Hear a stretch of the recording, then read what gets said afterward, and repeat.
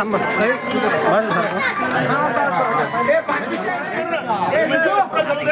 Gap मध्ये थोडासा gap चल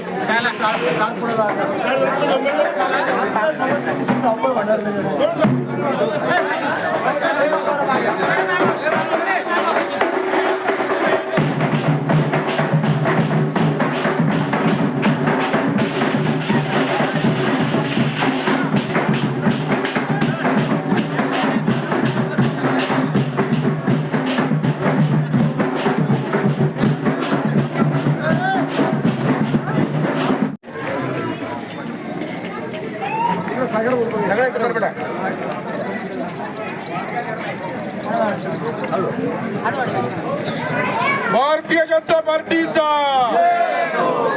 जनता पार्टीचा राजू वानखेडे तुम आगे बढ़ो। क्रमांक 2 या ठिकाणी भारतीय जनता पार्टीच्या उमेदवाराची रॅली निघाली आणि या जनतेचा प्रतिसाद पाहता या ठिकाणी ही उमेदवार जे आहे चारी हे आजच या ठिकाणी विजय झाल्यासारखं या ठिकाणी वातावरण निर्माण झालेलं आहे। कारण राजगौरव वानखेडे रोजतकर ताई यांनी या अगोदर 10 वर्ष या ठिकाणी नगरसेवकपद हे केलेलं आहे। त्याच्यामुळं या ठिकाणी या प्रभागामध्ये भारतीय जनता पार्टीच्या उमेदवाराला सगळं चांगलं वातावरण आहे असं मला वाटतं। आज किती लोकसंख्या होते याच्यामध्ये? आज याच्यामध्ये शेकडो लोक असे आहे याच्यामध्ये 1000, 2000, 1500 लोक या ठिकाणी आहे। कारण बरेचशा महिला आहे आणि बरेचसे पुरुष आहेत। कारण रॅली चालू होऊन बराचसा टाईम त्या ठिकाणी झालेला आहे। काही लोक आता इकडं तिकडं काही नाश्ता पाणी करायला एकत्र ज्यावेळेस शेवटी लोक जमा होतील त्यावेळेस पुन्हा पब्लिक ज्यावेळेस रॅली सुरू झाली त्यावेळेस कमीत कमी रॅलीमध्ये 1500 लोक।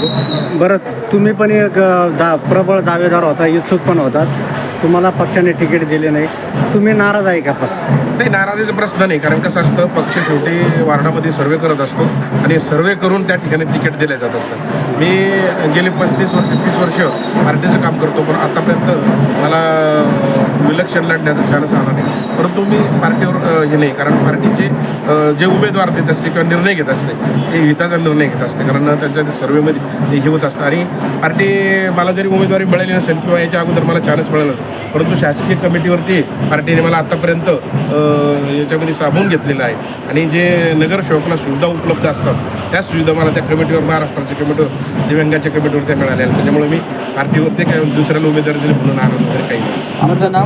माझं नाव शिवाजीराव साळुंके पाटील, भारतीय जनता पार्टीचा दिव्यांग आघाडीचा महाराष्ट्र प्रदेश संयोजक आहे आणि 30 वर्षापासून पार्टीचं काम करतो।